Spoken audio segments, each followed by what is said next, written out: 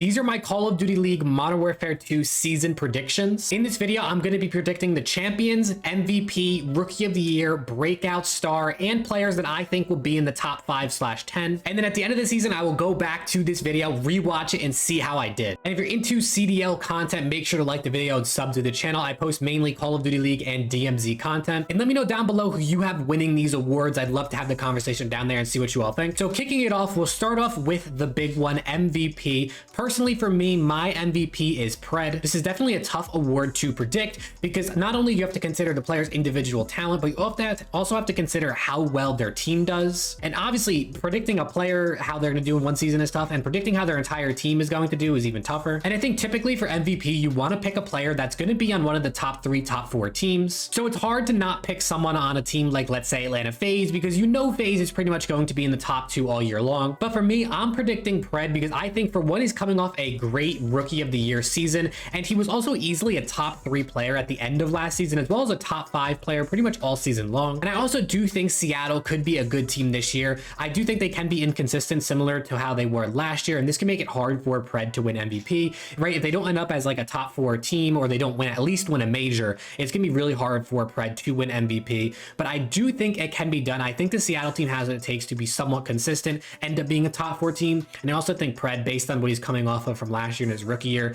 looks like a really good candidate to be one of the best players in the league by far. Now let's talk about Rookie of the Year. I predict Scrappy to win Rookie of the Year. He already showed last year during the Pro-Am and even one of the series he came in to sub in for Toronto Ultra just how good he is. Plus, he's been dominating the challenger scene. I mean, we saw just how good that Toronto Ultra NA Academy team was last year. I mean, they won a ton of events, even though they didn't win the big one champs, but they won a ton of events, and Scrappy really was one of their key players, if not probably their best player for most of the year. Not to mention, he's been a part of the Ultra organization since last year, so he most likely already has good communication with his teammates and has already built up some sort of a bond and connection with them. And I think having that former friendship bond and communication, you know, experience with his teammates that he's playing with now makes coming into this Toronto team much easier. And, you know, just his individual talent alone definitely looks like the most promising rookie this season. Now let's talk about my breakout star. Now, this does not have to be, the way I'm doing this is this breakout star is a player that is someone who wasn't performing well in recent years.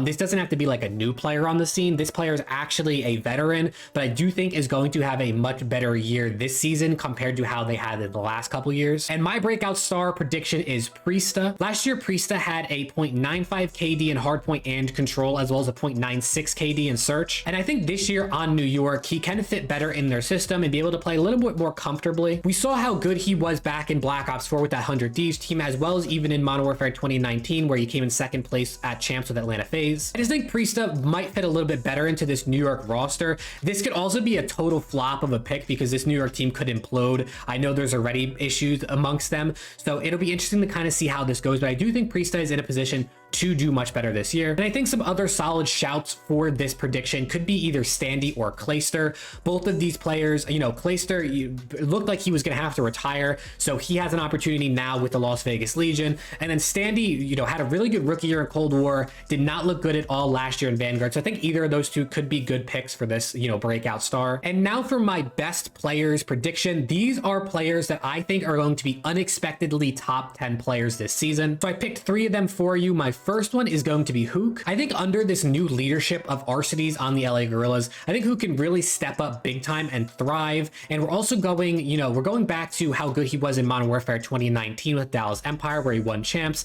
I think a little bit of that can transfer over to Modern Warfare 2. My second for this best player, unexpected top 10 player pick is Scump. Not only is this a Call of Duty with no, you know, advanced slide canceling, crazy movement, so it kind of goes back to where Scump came from, but this is also going to be his last year in the league, and I think he's really going to want to go out with a bang. I don't think he's going to want to have a down year as his last year in the league before he retires. So I do think he's going to be giving this his all, and I think he's going to be very motivated to, you know, play at the top of his game for his last season. And my third and final pick for unexpected top 10 players is going to be Octane. I think Octane is going to get back to that consistent top AR status. We've seen in previous years just how good Octane could be, but last year he was kind of overlooked a lot of the year and really was probably more of the weakest link on the LA Thieves team, especially through the beginning portion of the season, up until obviously they won back-to-back majors and won champs. I do think Octane was probably the weaker player on that team. Not to mention he was great in Modern Warfare 2019, and he started to put it together at the end of Vanguard, right? The whole LA Thieves team did start to put it together at the end of Vanguard, but I think Octane really stepped up his gameplay towards the end of the year, and it really is proving that I think this year he can be a top 10 player. And last but certainly not least, my prediction for who I think is going to win Call of Duty champs in Modern Warfare 2, and I'm going with LA Thieves. I do think they can go back-to-back in COD champs. My big reason for picking LA Thieves, there's really like two reasons. Number one is their teamwork was unmatched at the end of Vanguard. We saw like how rocky of a start they had to the year. Last year in Vanguard, they actually started out pretty good, had a really rough ride through like the middle portion of the season, and then obviously put it together at the end of the year. I think, you know, they worked through that tough down part of the year last year. They were able to fix their issues, get that communication, that teamwork up to an all-time high, probably the highest we've maybe ever seen in the Call of Duty League. And I think if they have a down start to MW2, they can, you know, dial back into what they had last year. And I think their teamwork is just on a whole nother level, and it's going to be really hard for another team to match that level of teamwork. And obviously going back to back is going to be hard with the likes of Atlanta FaZe and Optic and all these other teams that seem to have gotten better. But I think when you look at their number one competitor, which mainly is Atlanta FaZe, they did make a roster change. So we're going to have to see how that plays out. And I think LA Thieves, not only coming off of a great end of the year with their communication, they're also sticking together. And I think not having to have a roster change, not having to have any period where you're trying to learn how to play with each other, learn how to communicate with each other, definitely is going to make a big difference in like for them comparison to, let's say, Atlanta FaZe, who swapped out their leader for a different leader. So now it's a big change when it comes to the leadership and the communication of that group of players. But either way, those are my predictions for the 2022-2023 Modern Warfare 2 CDL season. If you enjoyed, drop a like and sub to the channel, and hopefully I'll see you all in the next one.